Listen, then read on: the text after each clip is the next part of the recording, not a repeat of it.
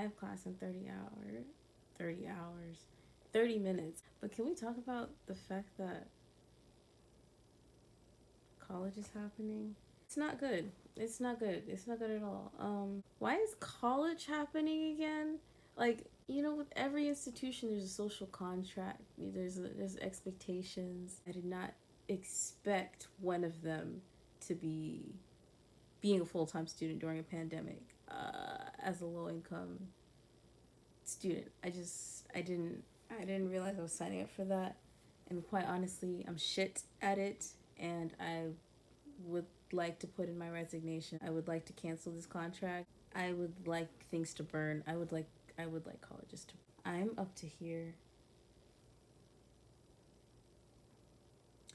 I'm up to here. I had to get up here and shit on Emory. I had to do it. But you know what it is. You know what's up. I hate college. Emory does shit things. I have to shit on them. That's how this works. It's a part of the social contract. First, we had the evictions in spring, week to move out. That's the one I give them the slightest itty sliver, tiniest sliver of the benefit of the doubt. You can't anticipate a pandemic. You really can't. You can if your government's not lying to you. You can't anticipate a pandemic like this in the way that it's been treated, how much it spreads, and how dangerous it is. You can't expect people to anticipate that, right? But at the same time, once the disaster hits, once chaos ensues, there is an ethical way to go about things. Like, there surely for sure is an ethical way to move forward, even with limited options. You gotta stop and remember that these institutions like Emory, Harvard, like these academic institutions are corporations with billions of dollars. So when you take that into consideration, even if you say, oh, well, Emory has most of its money tied up in stocks and investments and all that rich people shit that poor people don't have access to, that are passive forms of income. Okay, sell it.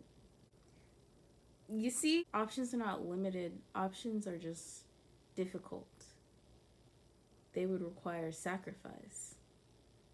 And corporations are not willing to make certain sacrifices while everyone else around them sacrifices everything. Bottom 99% has to sacrifice everything in order to make up for what the 1% could do like that. So yeah, for corporations, these academic institutions, they have an incentive to make money. They have an incentive to make money because they are a corporation. They're not going to make the difficult decisions that would make them lose money because they want to make money first and foremost. Let's get that straight. You think Emory doesn't exist first and foremost to make money? Think about this concept of higher education. So the university is this center of accreditation, the center of distributing and creating knowledge and having an influence on the knowledge that the rest of the public has. That is huge. You know how much cultural power there is, let alone social power, society shaping power, then obviously financial power, which is, first and foremost, financial power. So with Emory concentrating all of that power, it's important to look at what exactly they're doing with it, how they're choosing to distribute it, how they're choosing to gatekeep it, even how they're choosing to store it, to house it, places that they choose to build these universities in. You gotta think about things holistically, and that's always fun because there's always something more to learn. There's always another detail that you can line up into the picture. We have to stop and ask ourselves, what is the role? What is the function of the university? Throughout this pandemic, I've seen institutions all over this country exercising their power over students, but not ever using that power to really make a difference, to help students preemptively, to think of ways to make education better, possible, to think of ways to make education possible during these times. They haven't even tried. And it's really exhausting as a student. It's really exhausting as a student when month after month after month, throughout disaster, throughout pandemic and riots, deaths, and literally everything that's happened this 2020 has been a shit year, bro. Universally agreed upon shit year. And even with that universal agreement of people need grace right now, people are dying right now, people need to be making money right now, people need this, people need that, for some reason the university isn't seeing students as those people being affected by this pandemic. At least what I've noticed at Emory, I haven't talked to a lot of faculty, I'll say that, but some of the faculty I've talked to, they're saying things like they don't know what students are going through right now. Students are going through what everyone else is going through. Like, people have parents who lost jobs. People have lost jobs themselves, especially with the mass evictions. Everybody lost their work-study jobs, except the ones that could be continued remotely. Like, and then even when the government decided to, pass something that could be given to low-income students in college, we didn't get that till last month. Like, at least at Emory, we didn't get any CARES Act money until classes started and we were like a couple weeks in. I don't understand why professors, and I don't understand why admin, professors are also obviously in a tighter spot where they have, certain things to adhere to, but I don't understand why admin don't see that students are people just like everyone else, and people in general are going through disaster right now. Homelessness. Talk about housing insecurity. You evict your entire population, bro? I think I already explained how it happened in a different video, but basically, after you send out that there's gonna be mass evictions in the following days, then there's this, oh, you can petition to, it's like, hi, editing Marissa, I want to re-explain this so that I can get the timeline right. So Emory sends out the eviction email within the week of the 9th. They also sent out this survey asking if students are doing okay right now. In the survey, all the options are closed for where people can access internet, not great. And I graciously pointed that out. Fast forward to when they finally started addressing stuff, still within that week. They created this Emory Together website. In the website, it says, refunds will not be given, but Emory will credit student accounts with calculated amounts of unused housing. So they weren't planning on giving us money at first. They were planning on crediting our student accounts. No refunds. Then people got pissed and petitioned for refunds, and so Emory finally gives us refunds. Woo! Except, no, students with full financial aid will not receive housing and dining refunds. And no, if you're living on campus free, you will not receive a refund in your financial aid package. So then again, people petitioned and rallied and said, hey, you are uprooting us from our living and eating situation, and you need to compensate for that. And so they decided to release the student support stipend. So with this student support stipend, low-income students wouldn't receive refunds, but they would get a whopping $1,000 back out of our $4,000 housing and dining in. Then when people were upset again, rightfully so, they decided, okay, we will refund low-income students. We got you. But that support stipend, that was part of it. And we can live with that one. But see how many times it takes within the course of 2 weeks. This saved to my phone March 23rd. So from March 9th to March 23rd, we're ironing out these details of where are people going to fucking live? Are they getting money back to house themselves? And how much money are we getting back? These are things people need to know. But it took from March 9th to March 23rd, the last day we're supposed to be out. It took that long for Emory to have to do this push and pull thing with students of like, this is the least we're doing. And students are like, are you kidding me? That's not good enough. Okay, this is the least we're doing. Still not good enough. This is the least. No, this, no, this, okay, fine. As students, why do we have to petition? Why do we have to petition for consideration? Why do we have to petition for consideration at this institution that's supposed to be the center, a center of higher education, of higher learning, of critical thinking? What are y'all doing? How are you guys working to innovate? How are you guys working to innovate as an administration when disaster strikes? Back to bonnetless Marissa. Essentially, what they did in the spring is that they sent out these mass emails to everyone that the college is going to be closing and that we all got to get the fuck out and go home. During spring break, they waited till everyone was on spring break. First of all, if you're making the kind of decision to close school, you were talking about that for at least a week before spring break. You were. And you know why I know you were? My friend at Amherst was already evicted at that point. You knew there was something going on before spring break. Why would you wait until people go on their trips, spend a certain amount of money because it's spring break and people are relaxing? Not to mention the people who couldn't even go on spring break. They didn't even know it was the last time they were going to see their friends coming from spring break. With that, right after spring break, they'd have to transition to online classes a week after the end of spring break. And so you have people scrambling during spring break.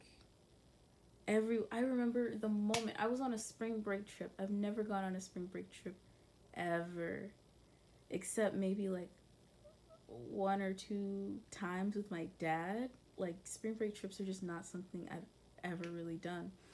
This is my first spring break trip, and I went with friends and we had a great time. But I remember the moment I opened, like, someone opened the email and they were like, Emory's closing.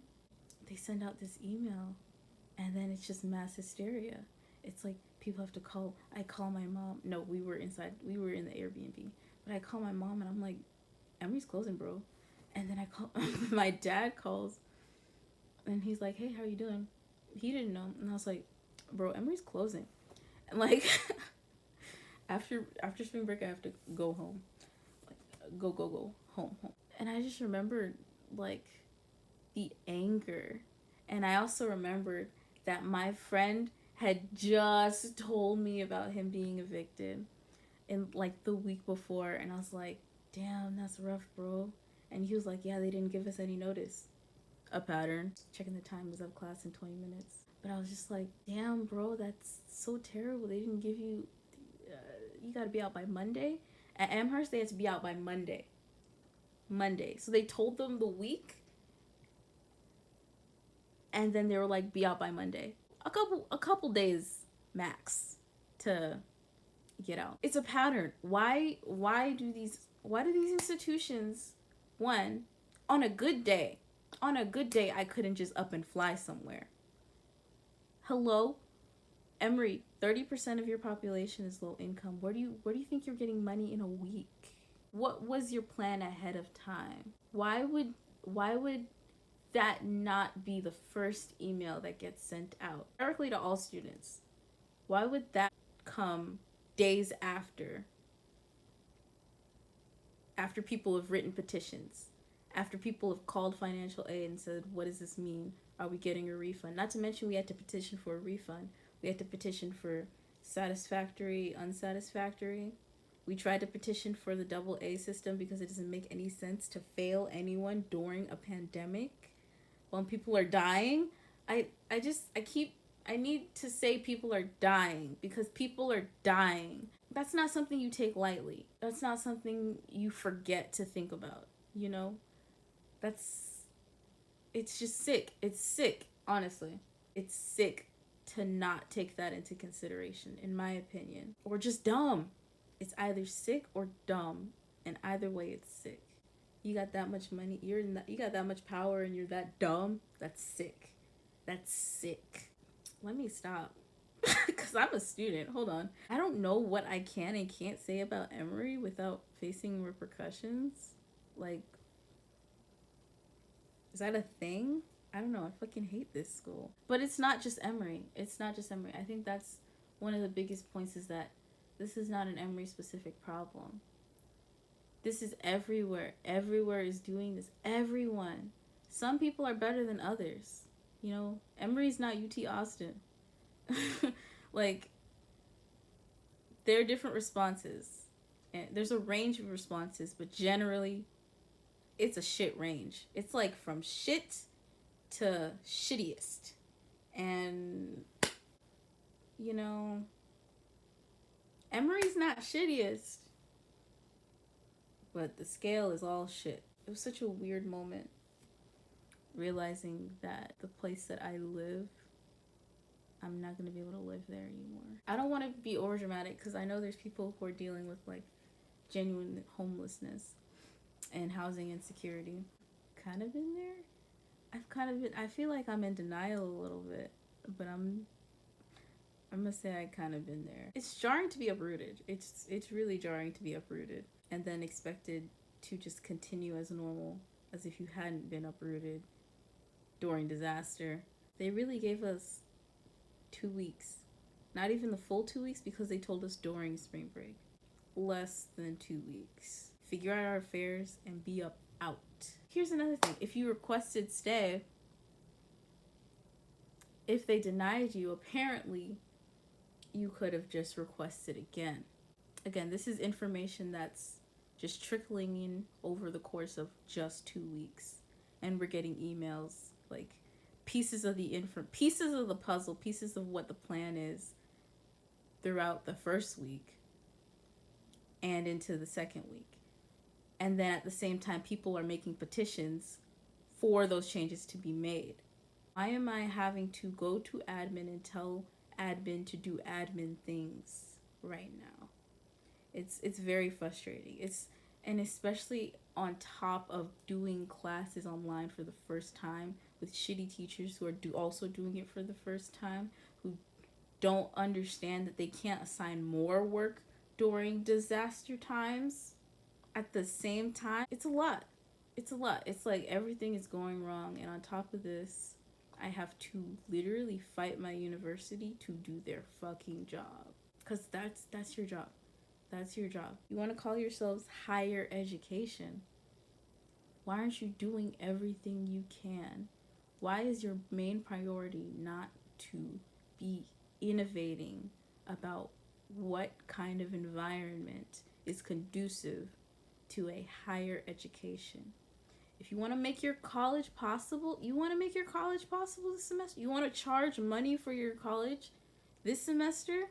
What are you doing to earn that? What are you doing? What is your job as an admin besides policy, code enforcement, hiring teachers, making sure all of the financial interests of the university? Those things should all be secondary. The primary goal of a higher education institution, an education that you have to pay for, you should be tailoring your education to the times, to the people who are entering your gates, to the people who are bringing notoriety to your institution, to the people who, without them, your institution wouldn't exist. If no one went to Harvard, it wouldn't be Harvard. Hello? That's just my 2 cents on what higher education should look like, what admins should be doing in higher education. But I'm just a college student who doesn't know anything about what admins do. I just know they're not doing the right things. They're just not doing all of the right things. And so, as a student, it is also my responsibility to say, hey, in case you didn't notice, You're not doing the right thing here. Do the right thing. Me having to petition. I don't want to talk about that. That was such a stressful time. Bring it on Facebook and Twitter just to get nothing. Just to get nothing. That's the thing. Just to get nothing. It's so much work. It's so much work organizing on campus because it's just like so often it's all just to get nothing. Yeah, professors are always like, oh, let me know what your concerns are, and admins are just like, oh, let us know. We care about your experience so much. We care about this. We care about that. But when it comes down to it, when you tell them something that needs to change, they don't care. So that was the spring. Inching up onto this semester, this current fall semester, here's the first thing that they did wrong. They let us know that they would not be offering housing to everyone. Get this? And I called it too. I called it and I still got blindsided because it was like, surely, okay. Well, one, I was depressed and I didn't care. I kind of called it, but at the same time, I was still blindsided by the fact that it actually happened. That, honestly, by itself, would have been perfectly fine. Would have been perfectly fine.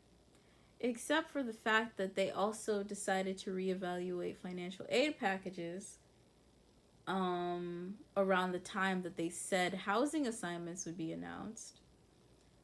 Housing assignments were announced late. And when they finally announced them, they were still reevaluating financial aid packages. What that means, as someone who was looking for housing around campus, on or off, that means I still don't know where I'm living a week before I'm supposed to move, which isn't a problem if we weren't in a pandemic. I need to know where I'm living. I need to know what kind of bathroom situation I'm going to have, what kind of cooking situation I'm going to have. I need to know what my space is going to look like so I can protect myself from the deadly disease circulating outside. The same disease that made you evict us all in a week, it's worse now. But you can't tell me what my housing assignment is until a week before we're supposed to move in. For what? And you can't even tell me my financial aid package because you're evaluating it. Granted, they were evaluating it to not raise tuition, guys. They didn't raise tuition, guys. Clap it up. They raised tuition and then people petitioned. Of course, people always have to petition for consideration. People petitioned and they didn't raise tuition after all. The fact that we still didn't have our financial aid package means you can't look for off-campus housing. So I don't know my on-campus assignment, and if it is something that I am comfortable subjecting myself to during a global pandemic, during a race war, guys. Yeah, I don't want to get paired with a racist. There's no questions about race in the housing assignment, and I kind of have a problem with that. In this 2020, there's also no questions of sexual orientation. If I can get a gay, that'd be cool. I was so uncomfortable and petrified and anxiety. I had so much anxiety about the on-campus housing situation. So I decided to start looking for an apartment. The problem is I didn't have any numbers to use to look for it, but I had to look anyways. Because I had a week. I had a week. To interject here that I had a month to look for apartments, but only a week to find one because I only had a week with my financial aid numbers. We only had a week from the releasing of financial aid to the beginning of the school year. That is what I'm saying.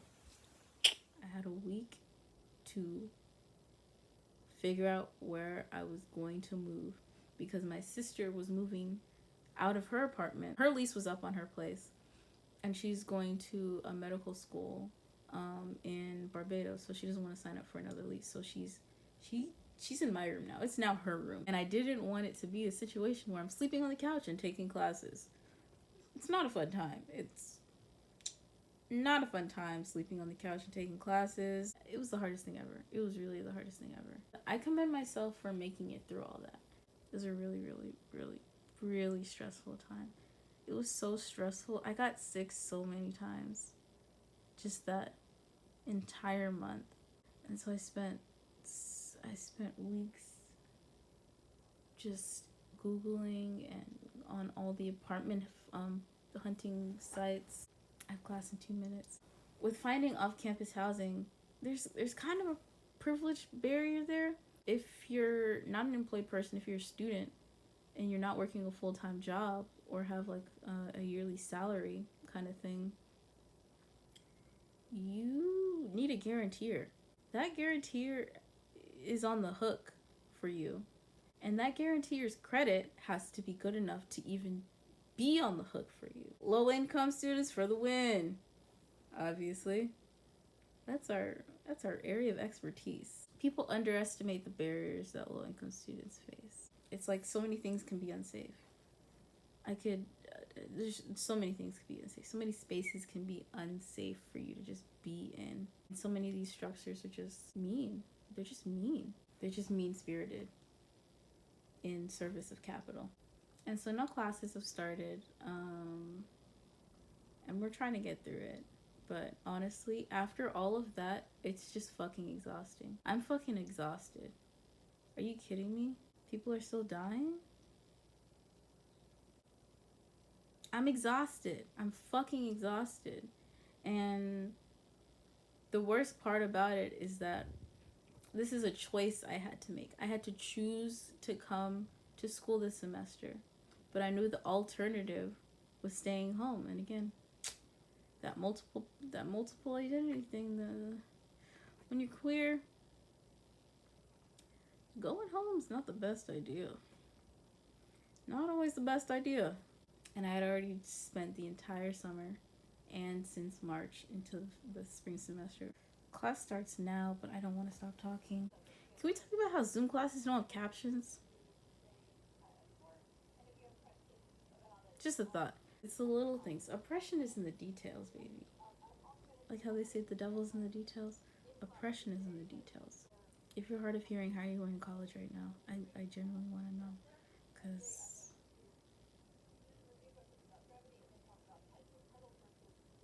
I can extend that same grace to myself of like, if you're cripplingly depressed, how are you going to classes right now? We're not, Marissa. We're failing, Marissa. Apparently today's the September equinox. I'm in astronomy right now. The new distance would be 1/5. 1/5 is 1/25th, d squared. And remember that if we have 1 to 25 times. Do you ever have a level of anxiety that just like freezes your body? You're clenching your entire being. It's like you're clenching yourself into yourself. That's how I feel whenever I'm in class. I just start to tense up, and I try to do something. I've been taking pretty good notes up until last week. Last week, I think my breakdown hit. I had a breakdown the week before, and then it hit. Like, this is depressing, but like, I'm not crying. These are just things that are happening right now. It's like, this is just life right now. I mean, I'm depressed, obviously, but I don't feel saddened thinking about it. I get angered. I get angry, depressed. I'm depressed in myself, but outwardly, I'm just fucking pissed. Especially when it's things that are not fair. Those are the things that I get pissed about. Are the things that can't be controlled and are being terribly handled. Like, I'm already broken, bro. My brain is already broken, and you're gonna add on top of that by being a shitty teacher. You're gonna add on top of that by giving me 3 lectures to listen to before class, where I go to your lecture. You're gonna give me a pre-class activity and pre-lecture lectures and homework, all due at weird times. So you're gonna tell me I have to turn in my homework an hour after your class, as if it's not possible that I have another class after your class because we're on Zoom, or in any normal circumstances. Why is the homework due an hour after your class? During which class we talk about the material that we had to teach ourselves because this is our first class of the week, but we have the homework due an hour after the class. So we teach ourselves most of the material. We get into class to be taught it formally for the first time, and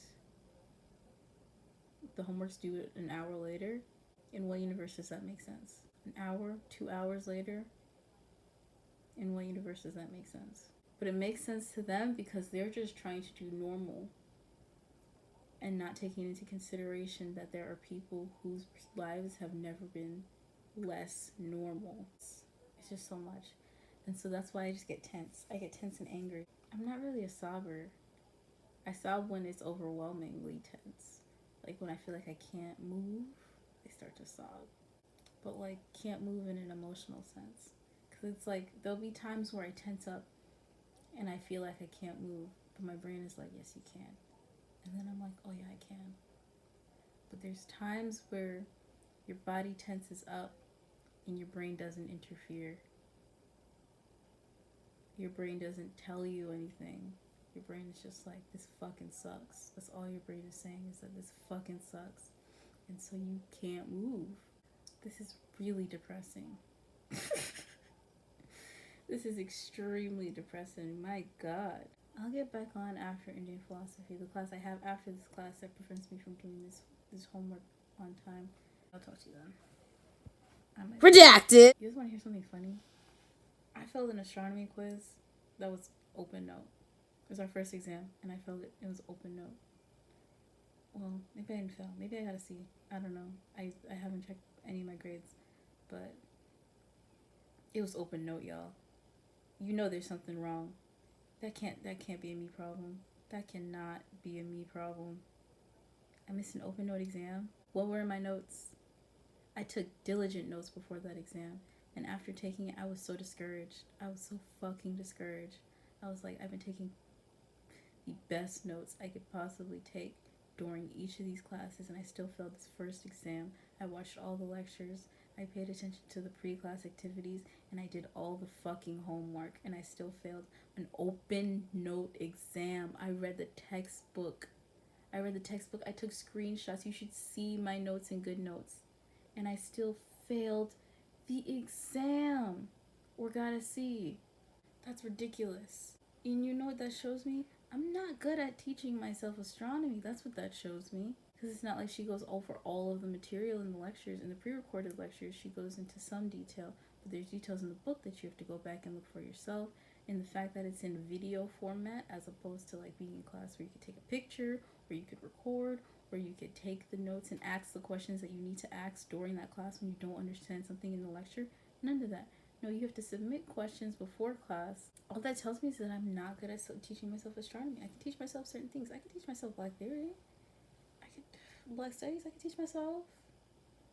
I know how to research. But see, I'm not a STEM major. I can't do this teaching myself math and science. I can't. It sucks knowing that doesn't matter.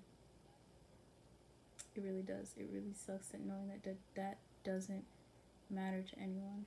I'm just supposed to be resilient. I'm supposed to figure out how to do what I don't know how to do. What I can't do, I've got to do it. I've just got to do what I can't do. That's what everyone is saying. You're saying, oh, go to the study groups. Okay, try that with astronomy. Okay, do homework with friends. Okay, yeah, I did that, and I still failed this fucking exam. An open note exam. I mean, and speaking of humanities classes, is anyone finding it extremely hard to read stuff about violence and racism when we've been through 6 months of violence and racism? If you're not black, it hasn't been the same for you. It just hasn't been the same. Or Hispanic and indigenous. Especially when it came out.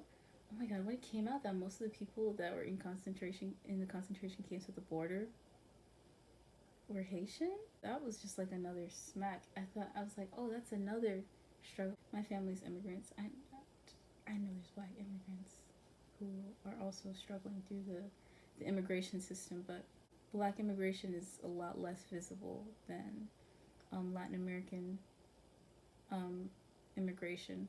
Even though I knew it was there and just less visible, it was still like a damn. It's just like another pow. Every time a black celebrity says something, it's just a pow. Another story comes out, pow. It's like, oh my God, I'm getting a lot of good hits on me. Not gonna lie, can't compete. It's feeling like a boxing rink, and I don't have any gloves. I was not prepared. Didn't even know this was a boxing rink. I was completely unaware that that was the location of this year. Hey, this is Eddie Marissa. So I fell asleep and then I got sick. I'll just end the video here. Hopefully it gave you some insight into some of what college students are going through right now. That's all I really want to do. There's a lot of people who are trying to act normal right now.